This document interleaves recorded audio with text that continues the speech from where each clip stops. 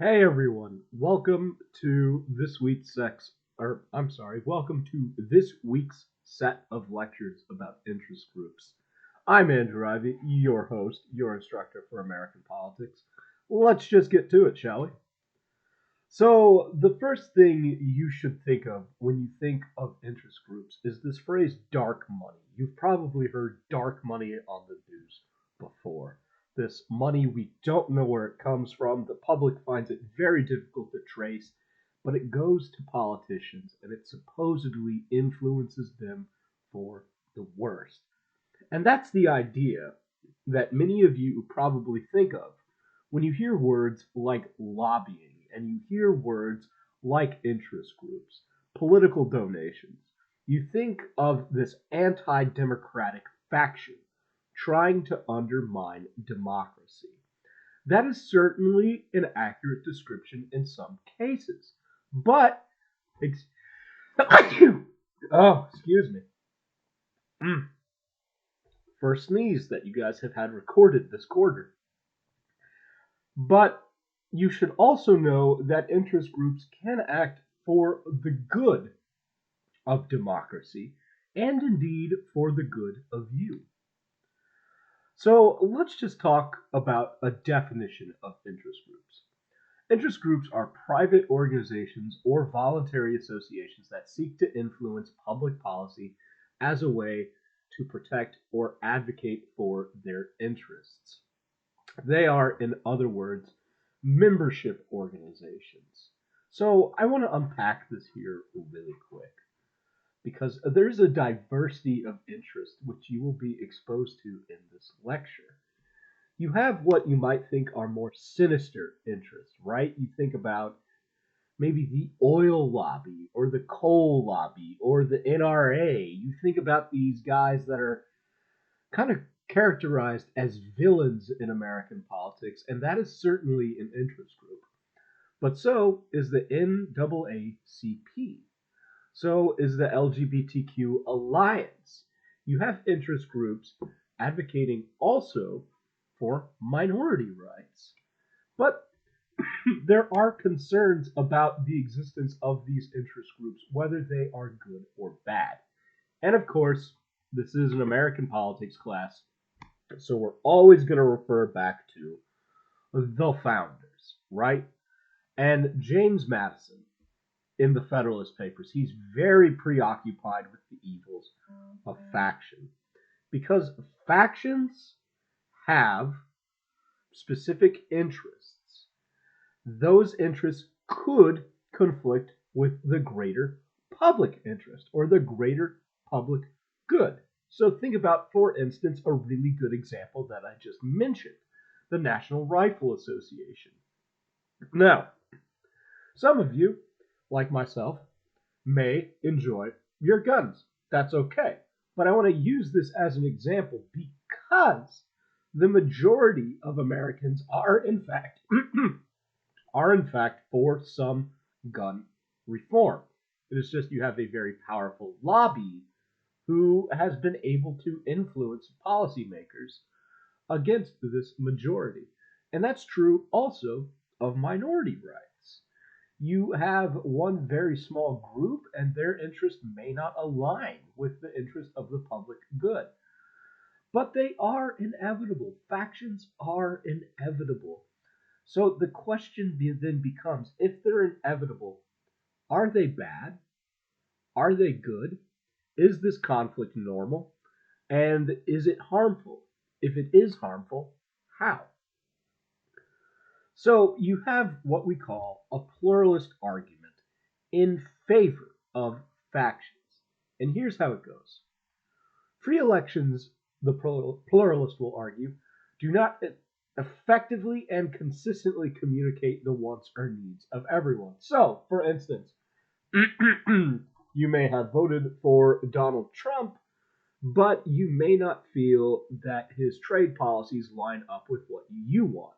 So, you, being a member of, let's say, a group of CEOs who wants to trade freely with Mexico, might try to lobby Trump and Trump policymakers to move towards more free trade policy. That's just one example. The same could be said of people who voted for Joe Biden, who may now be very concerned about the continuation of what looks like Trump border policies at the southern border. So, an interest group advocating for immigrant rights might try to lobby the Biden administration and Democratic lawmakers. So, free elections, they put people in power, but they certainly don't make people behave the way that everyone wants them to, right? Interest groups, then, are another way to influence politicians, and they're relatively easy to create. Interest groups are relatively easy to create. You can create a informal one that's just like-minded people getting together and writing letters. You can create a formal one that is that has financial power. We'll talk about that here towards the end of the lecture. Now, federalism, remember, opens up different separations of power and it allows everyone to influence these institutions. And because of all of this, all legitimate interests can have their say. So the pluralist sees interest groups as a democratic necessity. It's necessary for people to be able to connect and coordinate their interests effectively through interest groups. So here's just a chart of this view. Citizens vote for government officials who come to government, but citizens can also form interest groups and try to influence government. Very simple graph, but it kind of breaks down what could be otherwise a very complicated idea. Basically, the pluralist will say that people can indeed vote and put whoever they want into government, but it's another thing to influence these people to act according to their interests in a season outside of elections. Now, here are some benefits of joining an interest group. There are informational benefits, such as like joining a conference. So if you're a member of a medical interest group, you may be able to go to more professional conferences, training programs. You may be able to publish. A lot of these interest groups have journals. And of course, collective bargaining is a big one. If these groups are effective lobbies, you can coordinate with your fellow members and bargain with government for what you want. There are material benefits like travel packages, insurance, and discounts on consumer goods.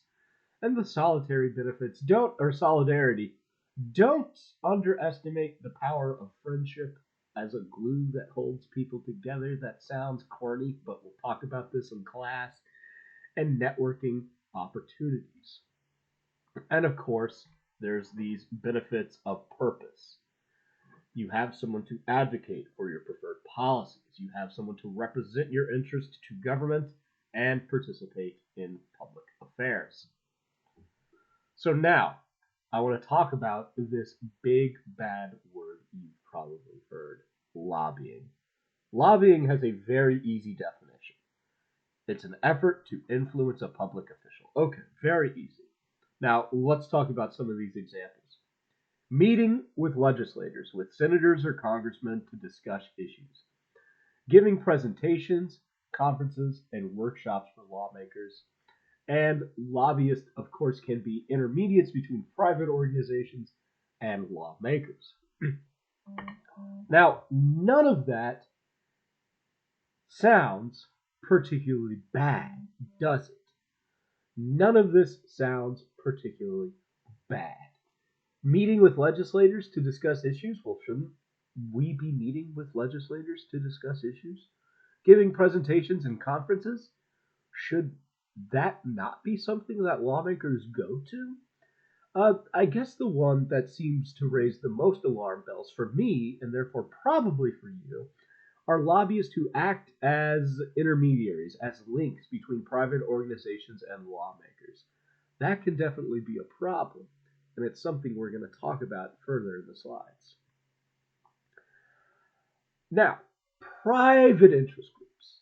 These are interest groups that are more exclusionary. They have a very rigid set of requirements in terms to be members. They seek to protect or advance the interests of its members rather than society as a whole. But again, is that necessarily a bad thing? What about groups advocating for minority rights or special issues and niche issues? There are conservative and liberal interest groups, private interest groups. Let's see some of these. You have the American Medical Association. You have the National Association of Realtors, Disney, and Goldman Sachs. This is the last universe of interest groups. Businesses are interest groups, and businesses can come together and try to influence policy.